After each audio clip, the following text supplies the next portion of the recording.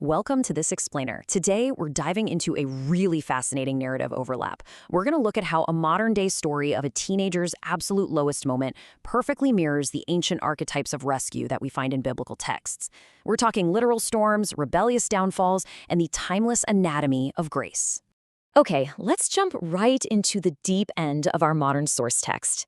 Jesus, if you're real, please help me tonight. This desperate plea right here is the absolute pivot point of our entire contemporary narrative. It's a raw, unfiltered cry into the void from a teenager named Ethan who has literally reached the absolute end of his strength. The source drops us right onto a cold, completely empty street in Chicago. It's just before midnight. Ethan is sitting there with blood on his hoodie, running from a botched convenience store robbery while the rain is just pouring down. His heart is pounding out of his chest, the store alarm went off, police lights were flashing everywhere, and after scattering from his friends, the sudden sound of a car crash nearby just leaves Ethan frozen in fear on the sidewalk.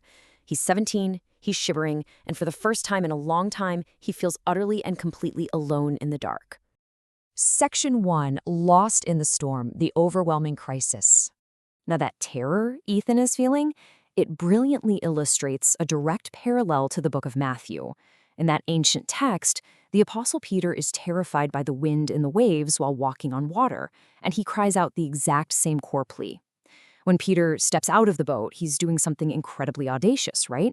But the second he focuses on the thunder and the turbulent water all around him, he starts to sink, and his immediate reflexive reaction is just a three-word prayer: Lord, save me. Notice how Ethan's cry in the literal rain of Chicago and Peter's cry in the storm on the Sea of Galilee are functionally identical. They are the archetypical cries of the drowning man. But to really understand the storm, we have to look at the choices that led them into the water in the first place. Section 2. Parables of Rebellion. The Anatomy of Descent. It's wild to see how Ethan's descent into gang life and that botched robbery perfectly mirrors the ancient archetype of the prodigal son from the book of Luke. Ethan's dad left when he was 10, which led him to look for a sense of belonging in a street gang. And that eventually culminated in an incredibly dangerous, failed robbery. Now look at our ancient source. The younger son demands his inheritance early, travels off to a far country, and just wastes everything. Both of them hit rock bottom. For Ethan, it's a freezing wet pavement. For the prodigal son, it's feeding pigs during a severe famine. And a quick, surprising historical fact about that: feeding swine was considered the absolute ultimate level of degradation for a Jewish listener in the ancient world. So both of these guys searched for validation, and both ended up completely destitute. Both of these narratives actually hinge on a really profound fracture of family ties. Ethan's overworked mother speaks straight to the core of his lost innocence when she says she misses the boy he used to be. But Ethan, he just walks away in silence, totally hardened by his own anger. Thousands of years earlier, the prodigal son physically walks away from his father's estate. And when he finally comes to his senses in the mud with the pigs, his very first realization is his own unworthiness. The emotional distance in both of these stories creates the exact chasm that Greece is eventually going to have to cross. Section 3. Sacrifice and Suffering. The Ultimate Cost. So the source texts anchor their narratives in this chronological sequence of ultimate sacrifice laid out across the Gospels of Matthew and John. It maps out a brutal progression, starting from a close friend's betrayal, moving to the scourging under Pontius Pilate, all the way to the final moments on the cross. The narrative logic here is crucial. The rescue of characters like Peter or the prodigal son, or eventually our guy Ethan, is structurally made possible only through this willing, profound sacrifice. This final plea really captures the core mechanic of the entire narrative: unmerited forgiveness. It's the ultimate expression of grace, literally forgiving the very people who are actively causing you harm. And it's this exact same spirit of unconditional, completely unearned favor that is about to intercept Ethan on those freezing streets of Chicago. Section 4. Found in the Rain. The Unexpected Rescue. When we synthesize these texts, a super distinct, powerful pattern of rescue emerges. We have a broken individual, a moment of absolute surrender, and a rescuer who moves directly toward the pain. In the ancient text, when the prodigal son is still a great way off, his father doesn't stand there waiting for an apology. No, he runs, he has compassion, and he embraces him. Back in Chicago, an older man named Pastor Daniel pulls up in a pickup truck, steps out into the pouring rain with an umbrella, and approaches Ethan.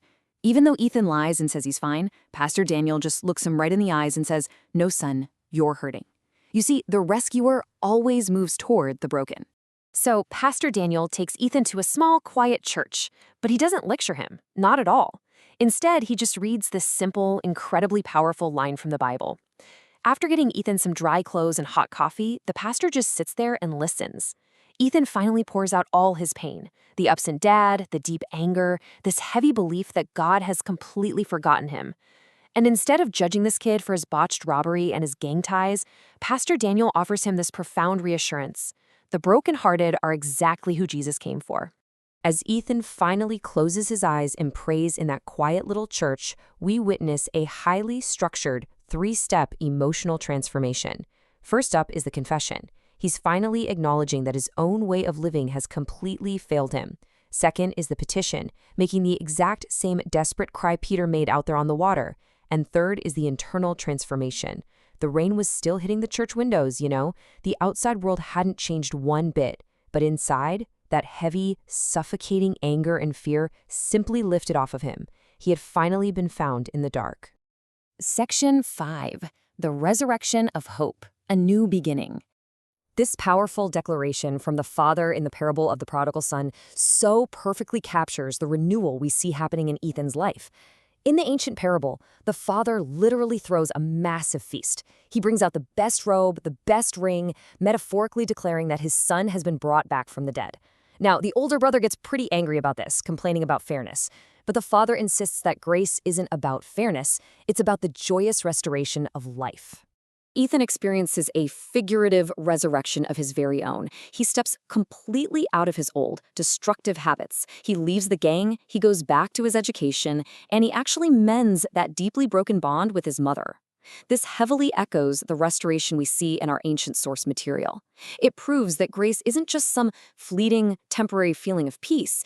It is a fundamental, structural rewiring of a person's entire life trajectory. There's also a really fascinating numerical parallel embedded in these stories. The motif of the number 3 is absolutely central to these archetypes. Day 3 is when the empty tomb is discovered in the Gospel of John, representing the ultimate triumph over death. For Ethan, it takes exactly 3 years to journey from being that terrified, bleeding boy at a bus stop to a confident young man standing up on a church stage, publicly declaring that because he was met on his darkest night, absolutely no one is beyond saving. Whether it's a terrifying tempest on the Sea of Galilee, a severe famine in a far-off land, or just freezing cold rain on a Chicago street, the architecture of grace remains exactly the same: a descent into brokenness, a desperate plea, and a completely unearned rescue. So, I'll leave you with this. The next time you find yourself facing your own dark night, ask yourself, which stage of the archetype are you currently in, and are you finally ready to ask for the rescue that might already be waiting in the rain?